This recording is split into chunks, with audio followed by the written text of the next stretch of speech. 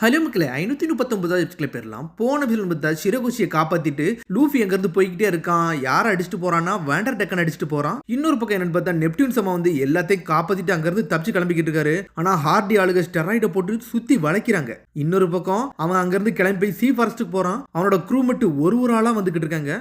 என்னன்னு பார்த்தா ஜீம்பே எல்லா விஷயத்தையும் சொல்றாரு.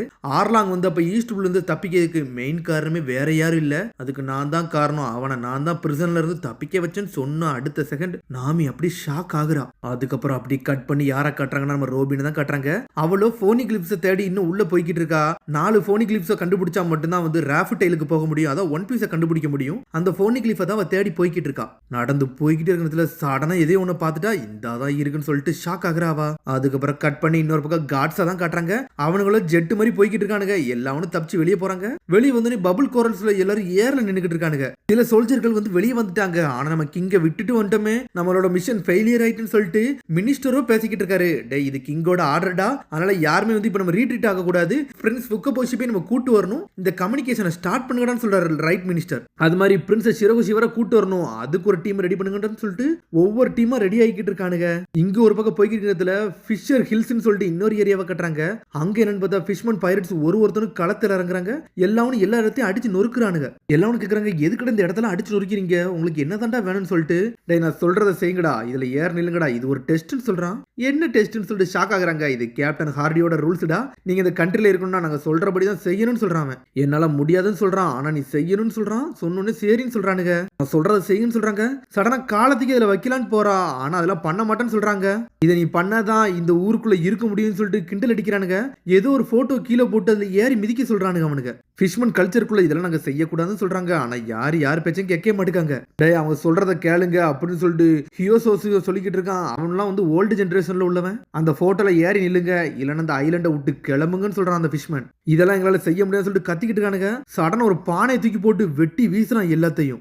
இதை எவன்லாம் பேச்ச கேட்கலையோ அவங்க கதையை முடிச்சுட்டு போக வேண்டியதாண்டா என்னோட வேலைன்னு சொல்லிட்டு அங்க இருக்கணும் வெட்டி வீசுறான். என்னன்னு பார்த்தா நிறைய பேர் அங்க இருந்து அனுப்பி வைக்கிறாங்க.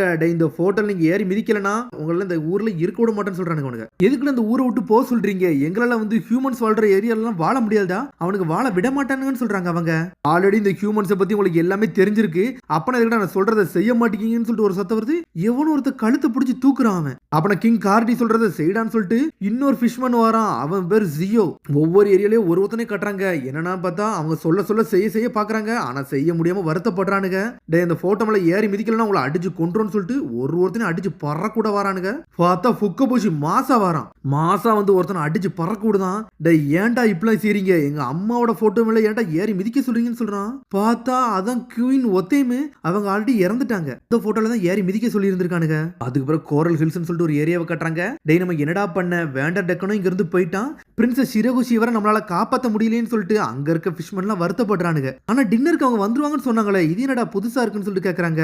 டேய் இன்னொரு கட்டத்துல வந்து ஃபிஷ்மன் டிஸ்ட்ரிக்ட் உள்ள ஏகப்பட்ட பேர் வந்து அசம்பாவிதத்தை பண்ணிக்கிட்டு இருக்காங்களாம். என்ன நடக்குனே ஒன்னும் புரியலடான்னு சொல்லிட்டு ஷாக் ஆகுறாங்க. மெர்மெய்ட்ஸ் தொலைஞ்சு போறாங்க, நம்மாலே நம்ம கூட சண்டைக்கு வராங்க, ஒருவேளை செலஸ்டியல் டிராகன் நம்ம ஊருக்குள்ள வராங்களோன்னு சொல்லிட்டு ஒருத்தனும் ஷாக் ஆகுறாங்க. இதுல ஒரு பக்கம் என்னன்னு பார்த்தா ஏகப்பட்ட மெர்மெய்ட்ஸ் ஒரு இடமா தொலைறாங்க.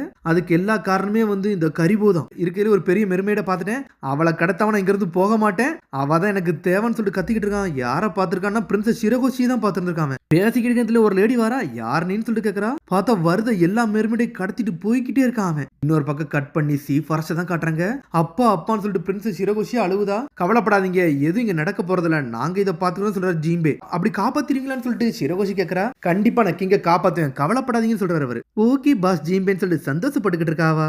நான் லூஃபிட்டையும் மத்தவங்கள்ட்ட நான் பேசணும்னு சொல்றாரு ஜீம்பே. இவன் என்னன்னு பார்த்தா அப்பா அம்பரமா சுத்திக்கிட்டு வரான். லேடிஸ் உங்களுக்கு டீன்னு சொல்லிட்டு சுத்திக்கிட்டு வரான் சாஞ்சி. சீரியஸ் கான்வர்சேஷன் போய்கிட்டு இருக்கிறதுல ஏன்டா அப்படிலாம் பண்றான்னு சொல்லிட்டு கேக்குறா. பார்த்தா டீயை குடிச்சுக்கிட்டு இருக்கான் அவன். சரி ஜீம்பே இந்த விஷயத்தை இங்கே நம்ம முடிச்சுக்கிட்டோம்னு சொல்லிக்கிட்டு இருக்காவா. நீங்க என்னதான் சொல்ல வரீங்கன்னு சொல்லிட்டு கேட்டுக்கிட்டு இருக்கா. நீங்க தான் ஈஸ்ட் புல்ல இருந்து ஆர்லாங்க காப்பாத்தினீங்க, அது எதுக்குன்னு சொல்லிட்டு கேட்டுக்கிட்டு இருக்கா நாமி. ஜீம்பே நிப்பாட்டுங்கன்னு சொல்றான் ஹாச்சி. இந்த விஷயம் ஆல்ரெடி எனக்கு தெரியும் சொல்றான் சாஞ்சி. அப்படியான்னு சொல்லிட்டு நாமி முழிக்கிறா. ஆமா லூஃபி நானும் முதல்ல சந்திக்கும் போது யாசக்கு தான் இந்த விஷயத்தை எங்கள்கிட்ட சொன்னான்னு சொல்றான் சாஞ்சி. யாருன்னு பார்த்தா அவனும் ஜோரோட பழைய ஆளு. ஜீம்பேங்கிறது ஒரு டேஞ்சரஸ் ஃபிஷ்மன் தான், இந்த ஆர்லாங்கே வந்து வெளியே அவுத்து விட்டாரு, அதை பத்தி எல்லாம் எனக்கு தெரியும்னு சொல்லிக்கிட்டு இருக்கான் யாசக்கு. இதைத்தான் சொன்னானான்னு சொல்லிட்டு லூஃபி கேட்டுக்கிட்டு இருக்கான். ஆமாடா இதான் சொன்ன, நீ மறந்துட்டியான்னு சொல்லிட்டு சாஞ்சி ஆரம்பிக்கிறான். அதுக்கப்புறம் நீ ஜீம்பே கூட சேர்ந்துட்டேன்னு சொல்லிட்டு நியூஸ் பேப்பர்ல பார்த்ததுக்கு அப்புறம் ஏகப்பட்ட விஷயங்கள் மண்டைக்குள்ள ஓட ஆரம்பிச்சிருச்சுடா, அதான் எனக்கு என்னன்னு புரியலன்னு சொல்றான் சாஞ்சி. அந்த சமயத்துல நினைச்சேன் ஜீம்பே சொல்லதான் ஆர்லாங்க எல்லாத்தையும் இதை பண்றான்னு சொல்லிட்டு. ஆனா இப்ப ஜிம்பே எனக்கு இங்க என்ன நடக்குனே ஒன்னும் புரியல, நீங்க தான் எல்லாத்தையும் சொல்லணும்னு சொல்லிக்கிட்டு இருக்கான் சாஞ்சி. இப்போ நட்டும் இதுக்கு தான் எல்லா காரணம் நீங்களும் இருந்தீங்கன்னா இப்ப நடக்குதே வேற. எங்களோட அழகான நேவிகேட்டர் அவங்க ஊரையே மொத்தமும் வந்து இந்த ஆர்லாங் தான் டேக் ஓவர் பண்ணியிருந்தான், அவளோட வாழ்க்கையை அழிச்சதே இந்த ஆர்லாங் தான் சொல்றான் சாஞ்சி. நீங்க சொல்றத போட்டுதான் உங்களுக்கு இருக்கு, நான் உங்களை மன்னிக்க போறதுலன்னு சொல்லிக்கிட்டு இருக்கான் சாஞ்சி. அதுக்குள்ள ஹாச்சி எஞ்சி வாரான். ஆமா, இவளுக்கு ஏகப்பட்ட கெட்ட விஷயத்த நாங்க பண்ணிருக்கோம், அதை எவ்வளவு மன்னிப்பு கட்டல அது ஆறவே ஆறாது அப்படின்னு சொல்லிட்டு ஹாச்சி எந்திரிச்சு நின்னுக்கிட்டு இருக்கான். உடனே அப்படி நாமியவே பாத்துக்கிட்டு இருக்காரு. வெள்ளவின்னு சொல்லிட்டு ஒரு அம்மா இருந்திருப்பா அவளுக்கு, அந்த அம்மா இறந்ததுக்கு மெயின் காரணமே இந்த ஆர்லாங்க தான் இருந்திருப்பான். அந்த விஷயத்த ஒண்ணுன்னா யோசிச்சு பாக்குறா. நான் நேவிகேஷன்ல பெரிய லெவலுக்கு வரும்னு சொன்னோன்னே அவ சந்தோஷப்பட்டு இருந்திருப்பா. நம்ம 3 பேரும் ஒரே ஃபேமிலின்னு சொன்னதெல்லாம் யோசிச்சு பாத்துக்கிட்டு இருக்கா நாமி. என்னன்னு பார்த்தா பழைய விஷயத்தை தான் காட்டுறாங்க. ஆர்லாங் முதல்ல அந்த ஊருக்கு வந்திருப்பான். ஊருக்கு வந்து ஊரே கைப்பற்றிட்டு அடல்ட்டுக்கு வந்து 100,000, அதுக்கப்புறம் கிட்ஸுக்கு வந்து 50,000 பேசியிருந்திருப்பான். என்னன்னு பார்த்தா ஸ்ட்ரெயிட்டா வந்து பெல்லமிட்ட கட்டிருந்திருப்பான், நீ மட்டும் தானே இருக்குன்னு சொல்லிட்டு. ஆனா எனக்கு 2 குழந்தைங்க இருந்திருப்பாங்கன்னு சொல்லியிருப்பாவா. சொன்னோன்னே அவளை போட்டு தள்ளியிருப்பாங்க. அவ செத்தது வந்து நாமி கண்முடியா இருந்திருப்பா. அதுவே அவளுக்கு பெரிய கோபமா இருந்திருக்கும். அதுக்கப்புறம் நாமியோட நேவிகேஷன் ஸ்கில்லையும் பார்த்திருப்பாங்க. மேப் வரையதை கண்டி அவளை தூக்கிட்டு போய் அவளை வந்து சித்திரவதை பண்ணி இருந்திருப்பானுங்க. 100 மில்லியன் பெரிசை கூட உன்னோட ஊரே விட்டுருந்தன்னு சொல்லியிருப்பான் ஆர்லாங். அதெல்லாம் நம்பி நாமி ஓடிக்கிட்டே இருந்திருப்பா. ஏகப்பட்ட காசை திருடி இருந்திருப்பா. ஏகப்பட்ட காயப்பட்டாலும் அந்த ஊரை காப்பாத்துறதுக்காண்டி அவ்வளவான உழைச்சிருந்திருப்பாவா. அதை பத்தி எல்லாத்தையும் நாமி இப்ப யோசிச்சு பார்த்துக்கிட்டு இருக்கா. ஏகப்பட்ட கெட்ட விஷயம் வாழ்க்கையில் நடந்திருக்கும் போலுக்குன்னு சொல்லிட்டு ஜிம்பே கேட்டுக்கிட்டு இருக்காரு. ஆமான்னு சொல்றா அவ. இன்னைக்குமே வாழ்க்கையில ஆர்லாங்கே மறக்க மாட்டேன் அப்படின்னு சொல்லிட்டு ஆரம்பிக்கிறா. ஆனா 2 வருஷத்துக்கு முன்னாடி ஒரு சம்பவம் நடந்துச்சு. சபோடி ஆர்பலிஜில வந்து ஃபிஷ்மன் ஹியூமன்ஸ் என்னெல்லாம் பண்ணாங்கன்னு சொல்லிட்டு என் கண்ணால பார்த்தேன். கேமியை கிட்னாப் பண்ணியிருந்தாங்க. ஹாச்சியை ஒரு மனுஷன் கூட பார்க்காம அவனை சுட்டு தள்ளாங்க.